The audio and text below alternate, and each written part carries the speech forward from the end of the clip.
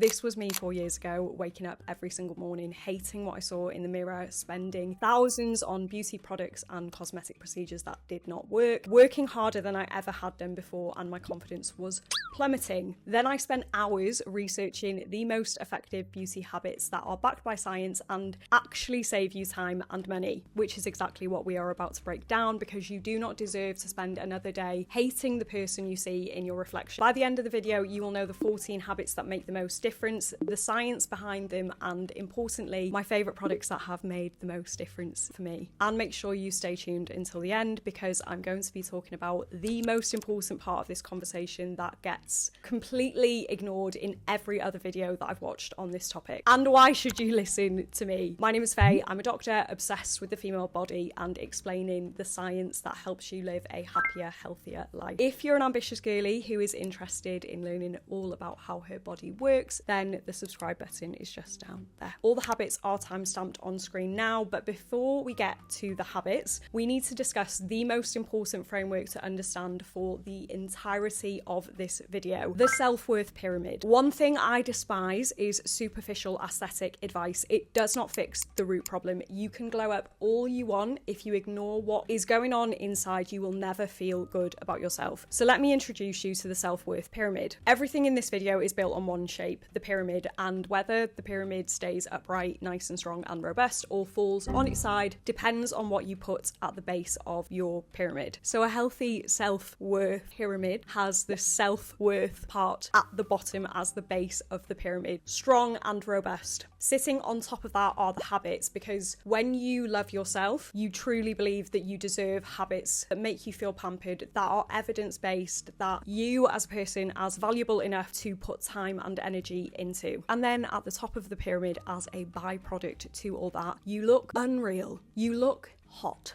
Now, what happens when we flip that pyramid on its head? We focus solely on looking good, thinking that that is going to give us the self-worth that we want. But that does not work. Psychologists call this appearance contingent self-worth. And it basically means that how you feel inside yourself hinges on how you look. So if you wake up with a bad hair day, with a spot, feeling a bit puffy, bloated, whatever, your self-worth is stripped away. I like to look fit as much as the next girl. Cuff me. And there are undeniable research-backed benefits of looking more attractive, including increased career opportunities, financial opportunities. Pretty privilege exists, but I'm a firm believer that two things can be true at the same time. And in fact, it is imperative that as women who are subjugated to undeniably higher beauty standards, that we approach the topic of appearing more attractive with nuance and awareness. So that is the end of my TED Talk. Let's get you looking unbelievably hot without sacrificing your self-worth. Let's be clear about what high maintenance to be low maintenance habits actually means, because there are so many of these videos that don't make anyone's life easier. They actually create a lot more work. You are a busy, ambitious girly. We are looking to cut down your workload, not increase it. So I like to think of high maintenance to be low maintenance beauty habits as like a high interest savings account. You put something up front, like money or time or research, and then that pays you back over time. On the other side of the spectrum, I remember being 14 years old, waking up at the crack of dawn to curl every single strand on my head and do a full face of makeup just so I could go into school in the hopes that a pubescent boy would look my way. Full glam every single morning is like spending on a credit card that you cannot afford. Not only is this a significant waste of your time, but it teaches your brain that you're not enough as you are. So if you hate leaving the house every single morning without makeup on, or you constantly feel puffy and wish you had a Hailey Bieber snatch, then this is the section for you. We are going to be covering all the face habits that are going to save you hours of your life. Number one, use products that actually work. It is 2026. The internet is free. Knowledge is democratized. There is no reason that you should be spending ridiculous amounts of money on products that have pretty packaging but don't actually do anything. So the high maintenance to be low maintenance habit is investing your time in education. For example, I have a full 1 hour episode with a dermatologist that I will leave on screen now and in the description. But say you spent 1 hour listening to that episode where the dermatologist goes through most the common skin concerns that women have. You've invested 1 hour of your time that could potentially save maybe 5 minutes every day off your makeup routine. That is 30 hours across the course of a year. Now, learning is only one part of the battle. The second part of the battle is picking products that actually work for the skin concern that you have. For example, I really struggled with my acne a couple of years ago, and looking back at my skin barrier was clearly damaged. And what did 22-year-old Faye decide to do when her skin barrier looked like it was having a temper tantrum? She decided it would be a good idea to use that viral red AHA, BHA, really aggressive skincare product. It was like I was trying to use a nuclear bomb on my face to try and get rid of the acne. Obviously, that just made my acne so much worse. It was so painful, so irritated. And my response was, let's just keep going. Let's exfoliate the crap out of my poor face. The easiest and most accessible way to get evidence-backed skincare products that match your skincare concern is using an online prescription-based skincare service. So for example, Skin and Me, I have worked with them before. I do really love their products, but you essentially send in pictures of your skin, you fill in a questionnaire with what your skin concerns are, and then they send you prescription grade skincare to your house. Obviously, going to see a dermatologist is gold standard, but I recognize that is not an accessible price point for everyone, and these prescription skincare services tend to be less than 20 quid, which is really good value in my opinion. I worked with them a while ago, so my discount code might not still work, but I will leave it in the description anyway in case it can get you a little bit of money off. We've talked about a time investment. Now let's talk about a financial investment if you are someone who would like that Hailey Bieber glow, snatch, plumpness, lifting, all from the comfort of your own home without having to go into a clinic. Let me introduce you to the Zip Halo device, a microcurrent device that I have been using for the last 2 to 3 months. It has completely revolutionized my skincare routine, my getting ready routine. It has changed the shape of my face in ways I only ever thought could be done by using injectables. Without fail, I use it before every single podcast recording, big event, anything where I want to look good, because you can see results from the first use, and the idea is the more that you use it, the better the results. Now, how does it work? So it has tiny electrical currents that are delivered into the skin and the muscles underneath. It has multiple different settings depending on your skincare concern, whether that is fine lines, plumpness, lift, acne, but my personal favourite setting is the instant lift setting. It takes about 16 minutes. The immediate definition that I get in my chin, my jawline, my forehead, my eyebrows, everything is remarkable, and my makeup, my skincare, everything just sits so much nicer on my face. Another feature I really love is the lymphatic drainage feature, which I use whenever I wake up in the morning and I have a little bit more of a puffy face. Now, I am notoriously critical of lymphatic drainage as a marketing term, because I will tell you this for free, the easiest way to move your lymphatic system is by exercising. However, on the mornings where I maybe have a podcast recording and I don't have time to get myself to the gym, less than 10 minutes with my Zip Halo and my puffiness is gone. But the reason I think that this is truly worth every single penny is how many different functions this one device has. There are 17 different settings in the app, targeting eyes, lips, chin, brows, neck, jowls, jawline, and you can even stack them up together for maybe a bigger goal. So it's a gadget that can really stay with you whilst your skin changes. So 4 years ago, I would have loved the acne setting on this. Now, luckily, not so much. You wake up one morning and you have a spot, there's a setting for that. You wake up one morning, you feel puffy, there's a setting for that.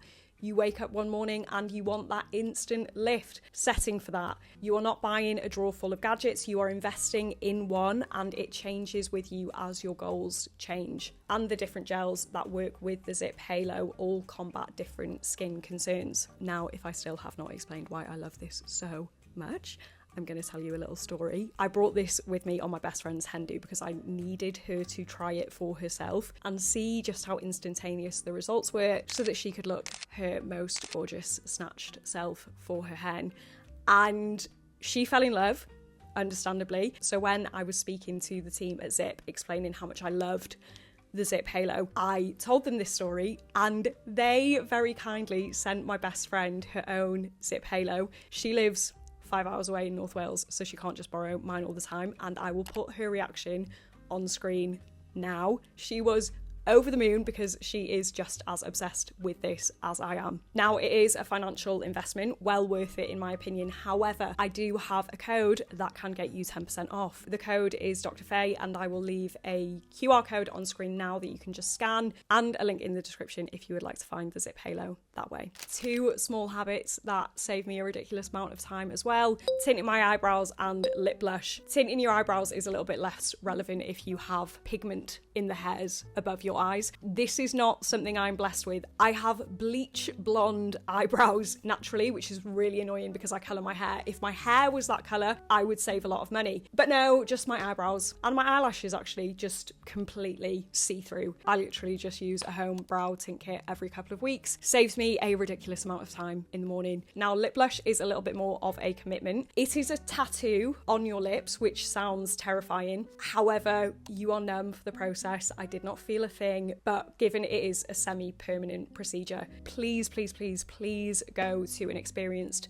practitioner. I went to a wonderful, wonderful, wonderful artist in North Wales. So if you are in Chester area, Manchester area, Liverpool area, North Wales area, she is well worth the travelling. I will put her Instagram on screen now. But if you have got lip blush anywhere else in the country and would like to offer up some recommendations, then pop them in the comments, please. I will put a picture on screen now of what my lips look like before and after lip blush. It is probably my favourite high maintenance to be low maintenance habit that there is, because you literally wake up and you look so fresh and like you have incredible circulation, and your lips just look so plump and delicious and gorgeous and healthy. I would go as far to say, if you've ever considered getting lip filler, do not get lip filler, get lip blush first and then decide whether you actually still want lip filler. I've been quite open about my journey getting lip filler, getting it dissolved, getting it again, blah, blah, blah, whatever. Lip blush made so much more of a difference to my face than lip filler ever did. To give you an overview of the whole process and maintenance, you have an initial appointment where you get the first tattoo on your lips. Then you have a top-up appointment a couple of months later where any parts that have faded quicker than others are filled in. And then you just get a top-up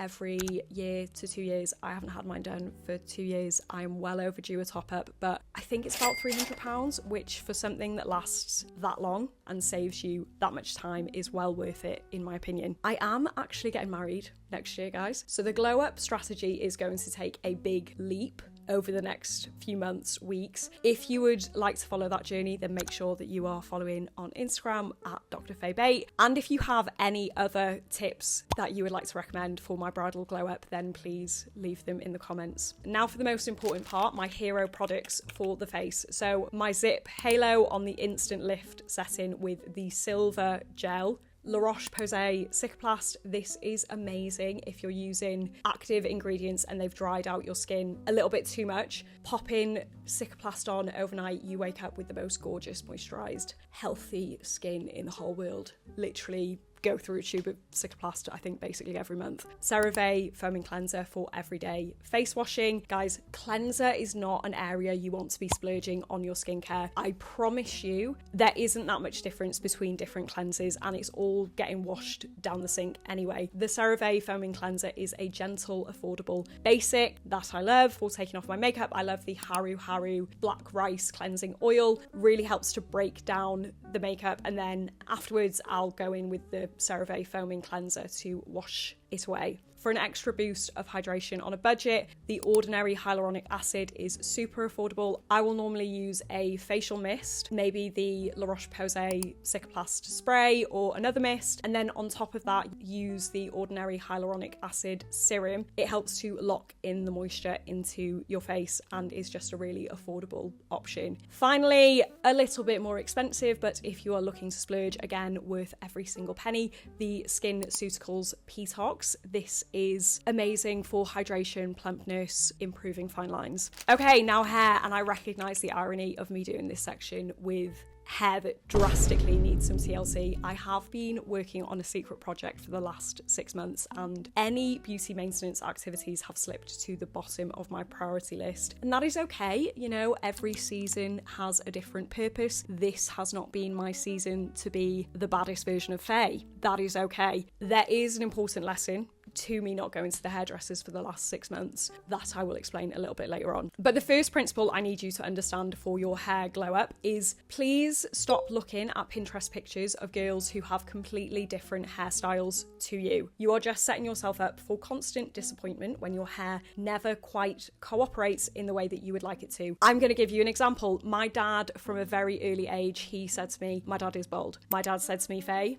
you come from a long, long lineage of thin-haired individuals. I am bald. Look at your nana's hair. Look at look at the female relatives on our side. You are not graced with thick, luscious locks. He said, please don't bleach your hair within an inch of its life. Maybe don't use your straighteners on it every single day. Maybe don't get a head full of hair extensions that probably weigh about as much as your left arm. You do not have the hair that can withstand that pressure. Now, did I listen to him? Absolutely not. I spent years of my life looking at Pinterest pictures of girls with thick, long, luscious locks and then trying to emulate that to the detriment of my natural hair. I have been on such a dramatic hair growth, hair health journey. I have made a full video about it that I will put on screen somewhere now, but a large part of that hair health journey has not been lying to myself that it's in the realm of possibility that I could have arse length golden locks. It's just not going to happen. What my hair health journey has been about is accepting the genetics that have been bestowed on me, maximizing the thickness and the length available to me using evidence-based products. If you would like a full video on my hair care routine or hair products I use specifically as a girl with thin hair, then please let me know in the comments or by clicking subscribe with the notification bell on so you do not miss it. But the headline has to be acceptance and reframing. For years, I had this really strongly held belief that short, thin hair was ugly, it was not feminine, it was boring, all these different narratives that only made me more and more unhappy and spend more and more money and not feel any more confident in myself. Then a shift happened. I started accepting, and when I went on Pinterest and I was looking for new hairstyles, I would specifically look for women with short, fine blonde hair. And what did I find? There are actually so many cute, stylish women who have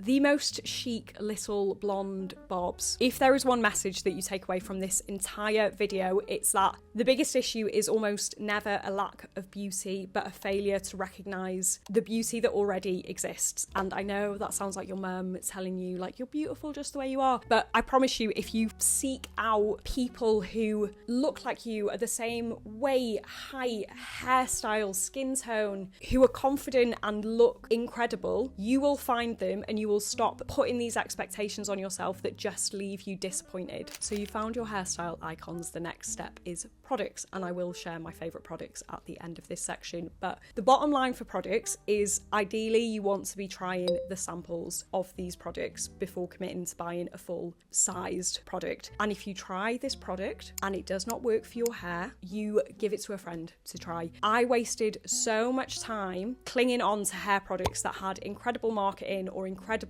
testimonies from people who had unbelievable hair because I was thinking, oh, do you know what? I just need to give it time. I just need to, maybe it'll work for me one day. And that day never came, and I just kept using a product that was doing absolutely no favors for me. Obviously, that doesn't apply to products that work over a long period of time. So like some of the products that I'll mention at the end of this section that help with hair growth, but shampoos, conditioners, heat protectants, serums, oils, mousses, volumizing products, whatever. If it does not work for your hair, get rid. Everyone's hair is so different. The best way you can make your hair care routine more efficient is by cutting out the crap that does not work. If the thought of going to the hairdressers fills you with anxiety, then this section is for you, because I spent a very long time getting hairstyles that were in fashion or trying to emulate other people's hair that was not my own, and I wasted so much time. I bleached my hair within an inch of its life, and when you bleach your hair within an inch of its life, you have to go into the hairdressers pretty regularly so that your your roots don't come down and look like there are a family of termites feasting on your hairline. And I do not live a life where I can sit in a hairdresser's for 4 hours every 8 to 12 weeks. I just do not have the time. So I need you to choose a colour and a cut that work for you. I'm also an oily haired girl, and as much as I love a fringe, some curtain bangs on other people, does not work for me. It's dripping in sweat by the end of the day. It's just not cute. And again, so much high maintenance. You have to go into the hairdressers so much more often. What has worked for me, I currently get a full head of highlights and a root smudge. Now, what is a root smudge if you've never heard of that? Well, it is the busy girl's ultimate trick for a hair colour. Basically, I have not had my hair coloured since January, which was 6 months ago. As you can see, there's not a rigid line. The colour is pretty grown out. However, because of the root smudge, there's not this thick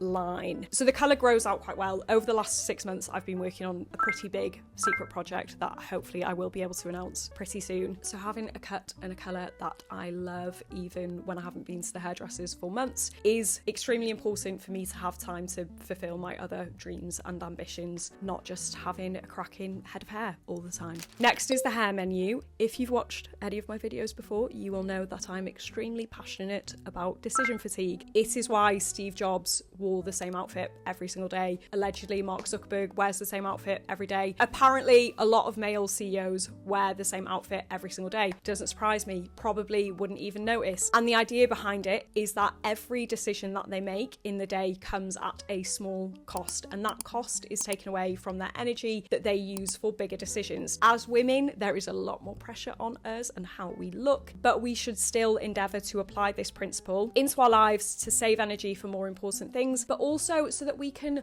look fitter and maximise our pretty privilege in a world that makes it really tough. Here is how having a hair menu helps you reduce decision fatigue. So as I mentioned, I'm quite an oily haired gal. I have 2 days max before I have to wash my hair. Day one, I will do a bouncy Dyson air wrap. It does quickly go flat, as evidenced by my hair right now, because my hair is quite fine. I literally just dry it with the roller head, put a couple of curls in it, and that works well for me. That is my hair menu option 1 for freshly washed hair. Option 2 is a classic Sophia Richie-esque slick back bun. They are 2 hairstyles I have mastered. I can do them in expert time. I can do them in 2 minutes when I am rushing out the door. I know the products that work. I know the technique. I know exactly how long it is going to take me. All things that are incredibly important when you are trying to rush out the door. Now, am I saying that you can never experiment with any other fun hairstyle for the rest of your life? Absolutely not. What I am saying is that on an everyday day where you are busy, where you want to keep energy for other tasks throughout the day, having hairstyles that are built into your muscle memory that you know look good on you is one of the most powerful high maintenance to be low maintenance habits. All it requires is the time investment of a 30-minute YouTube tutorial, TikTok, Instagram, Pinterest, whatever. And then you are not only saving the time it takes you to decide what to do with your hair, but you're also saving the time that it takes when you try and do something new. It doesn't work out and then you have to start all over again. Now, as I mentioned, girlies who are guilty of leaving it a little bit too long between cuts, listen up, this section is for you, because as I mentioned, I have not been to the hairdressers in 6 months. That is not ideal. I'm not going to bore you by telling you, remember to get regular cuts. It is good for your hair. You've heard it before. Sometimes life gets in the way. It is busy. You have other things going on. That is okay. I am guilty for it too. Getting a haircut regularly is good for your hair, and there is no substitute for getting regular haircuts. However, if you are leaving it a little bit longer between cuts, here is how you need to look after the condition of your hair, because there are so many misconceptions that I am sick of hearing that are just damaging your hair more. So number 1, do not sleep in wet hair. Your hair is weakest when it is wet and therefore most prone to breaking. Counterintuitively, it may be healthier for your hair to blow dry your hair on a medium heat, holding the blow dryer about 30 centimeters away from your head, than it is to let your hair air dry. Not only is letting your hair air dry putting your hair more at risk of breakage, but actually that wet environment can lead to a buildup of bacteria and yeast on the scalp that can negatively impact the growth of your hair. Always use heat protection spray, no ifs, no buts, and find your favorite deep conditioning treatments and bonding treatments, as I mentioned earlier, by trying a couple and seeing which ones actually work for your hair and giving your friends the ones that do not work for your hair. Hair products I love: minoxidil for hair growth, the most evidence-backed treatment. However, be careful because it is toxic to cats and dogs. Nizoral a couple of times a week. This has DHT blocking properties which can improve hair growth in some people. A scalp serum that maybe contains an acid that breaks down the buildup on your scalp. I love the OGX pen that I will put on screen now and leave a link in the description. And because scalp health is the most ignored when it comes to the health of your hair, I need you to imagine your scalp is like the soil that grows flowers. You cannot expect to grow healthy flowers in a soil that is not healthy. My fellow bleached hair girls, the Red Ken Bonding Concentrate, love that. And the OGX Bond and Repair Spray, also love that because it doubles up as a heat protectant. If you are sick of looking at Instagram photos with gorgeously smooth,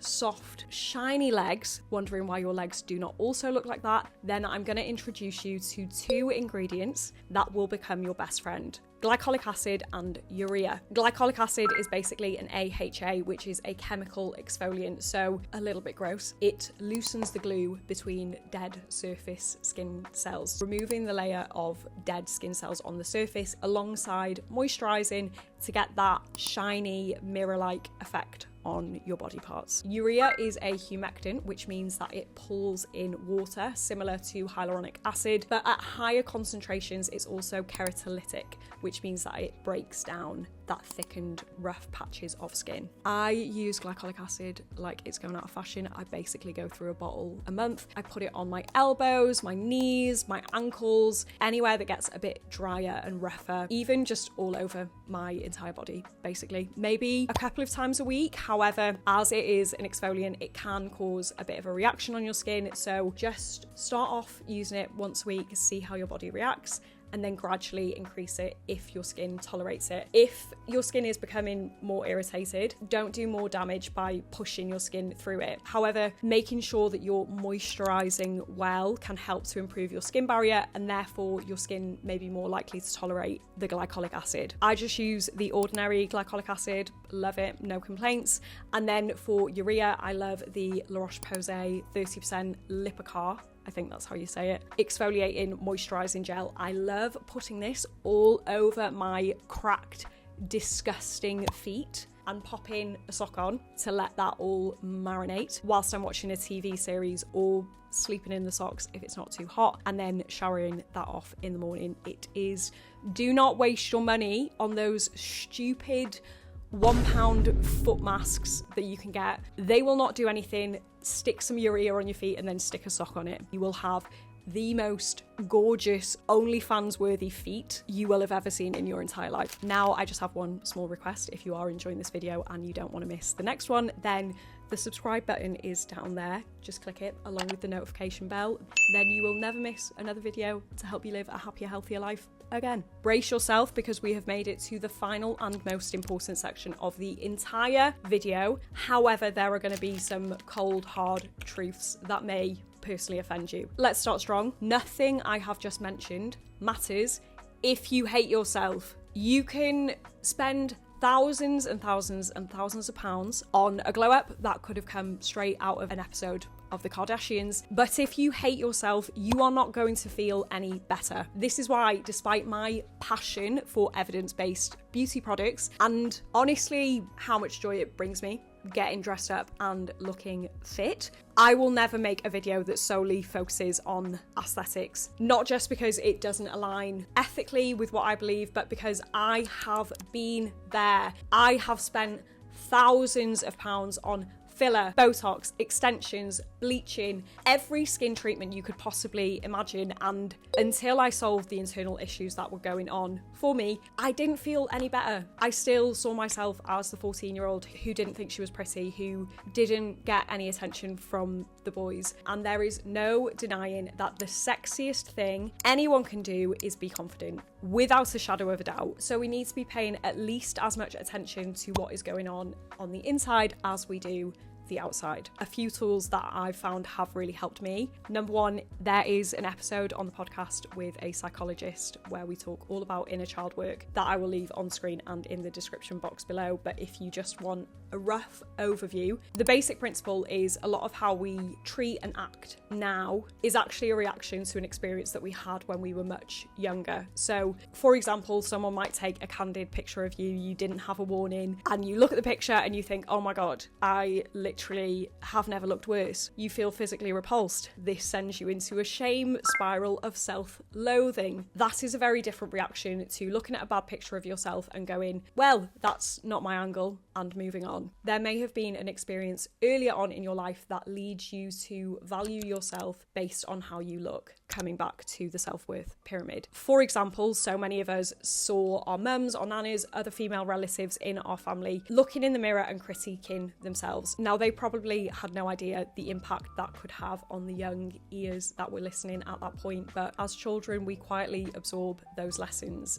that this is just what women do. You look in the mirror or you look at a picture and you find a problem with it to be fixed. Now, when you're younger, you're faced with these situations, but you don't yet have the emotional maturity to process them and work through them in a healthy way. So basically, inner child work focuses on looking back at those situations through this new lens of experience and emotional maturity. So ideally, it is always best to go through this with an expert, a psychologist, a therapist, but there are some prompts that I find particularly helpful if this is something you want to journal through. First, start with what is your earliest memory of feeling this way. So if you're struggling with your self-esteem, with how you look, what is the first memory you have of not liking the way you look, or maybe realizing the value that is placed on the way that you look? I can think of several experiences of people commenting on my thighs, people commenting on my height, my face, my figure. It's such a key part of so many of our lives. You really do not have to dig very far to unlock some of these memories. Next prompt is, what did you decide about yourself then? Is that actually true, or a narrative that was built when you were young? So using the example of just commenting on the fact I had big legs, big thighs, whatever, and I held on to that for so long. And it was only when I saw this popular influencer who is a similar height to me, and forgive me for commenting on someone's body, had this figure that I just adored. She just was so confident in herself, in her body. She looked unbelievable, and her thighs looked like mine. She was a similar height to me, similar build, and I thought, I've built this narrative around myself that my bigger thighs are ugly, they're unattractive, and seeing someone who is embracing their bigger thighs and looks unbelievable doing it really shifted my narrative. It made me question where that narrative of my big thighs being ugly stemmed from, and whether it was true or just a remnant of what I thought when I was a lot younger. Then finally, and this is my favorite point, is you write a letter to yourself at that age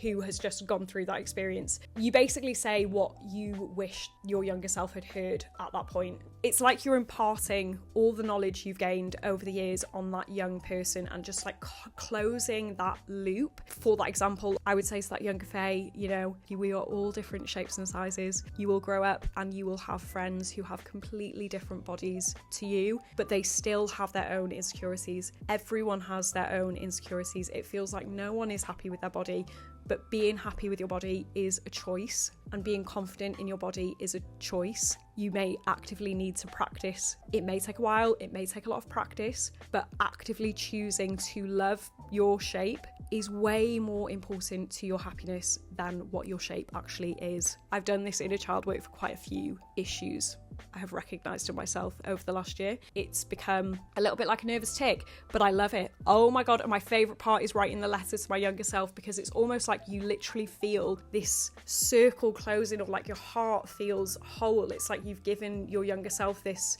hug by imparting this wisdom on them, and I love it so much. The time investment that takes is truly the epitome of a high maintenance to be low maintenance beauty habit, because say you journal for 20 minutes, 30 minutes, an hour, how much value and confidence will you gain from that hour? Another similar tool I love, limiting beliefs. This is similar because it relates to these stories that we tell ourselves, and it involves questioning whether those stories are true. So for example, I will never be confident. Now, you do not have any evidence for what will happen in the future. I will never be confident is simply not based in fact. You may have not been confident in the past, you may have struggled with confidence, but that does not determine your confidence in the future. So I have never been confident is a limiting belief. When we identify these limiting beliefs, we then should try and reframe them. So I will never be confident turns into confidence is a muscle that needs training, and I just need to give it a bit more training. Another high maintenance to be low maintenance habit that I have been obsessed with recently is mantras, because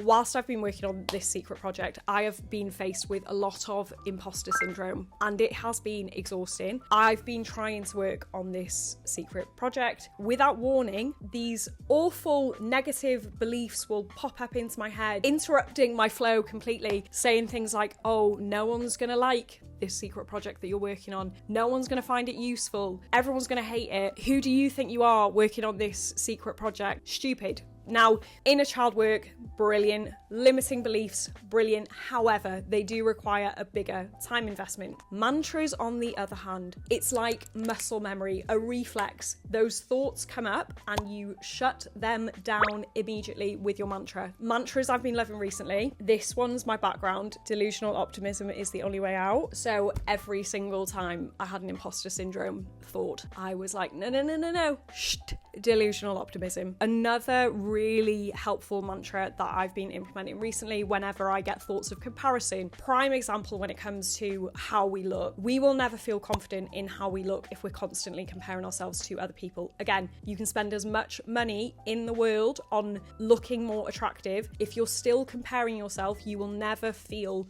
confident or attractive, especially if you are comparing yourself to people who just do not look like you and will never look like you. There is no point me comparing myself to someone who is 6 foot when I am 4'11". The only outcome is feeling crappy about myself. This mantra is particularly helpful if you start slipping down the slippery slopes of comparison, especially in a world of social media where that is so easy, if not subliminal, we don't even notice we're doing it. The mantra is get so obsessed with water in your own garden so you don't even notice how green other people's are. And I had this thought the other day, and immediately I stopped and I thought, right, okay, what can I do right now in this moment that is going to water my own garden? A lot of the time it is as simple as taking a sip of water because I haven't drunk water that day. In that moment where my energy was about to be diverted towards comparing myself to someone else, which is just not going to help anyone in any shape or form, I redirected that energy to something small that would actually positively impact my life. You know, you might get home from work one day, start scrolling on social media, comparing yourself to other people, recognizing, stopping the comparison in its tracks and going, do you know what? I'm going to do my eyebrows in. Do you know what? I'm going to put some urea socks on. Much better use of your time. Finally, and this is the biggest one, neuroplasticity. A year ago, I made a video talking through the neuroscience behind neuroplasticity, and it is the most powerful tool we have to change the course of our life, whether that is reaching a career goal, reaching a financial goal, having your glow up, whatever it is. You need to understand neuroplasticity and how it works. Obviously, because you made it to the end of this video, I'm guessing you're an ambitious girly who is probably a little bit too hard on herself a lot of the time. So I have left the video on neuroplasticity on the screen right now if you would like to watch it, or the video underneath which YouTube has picked specifically for you based on what you are interested in. Thank you so much for watching. If you did enjoy the video, please don't forget to like, comment, subscribe. I hope you have a wonderful week, and I will see you in the next video. Mwah.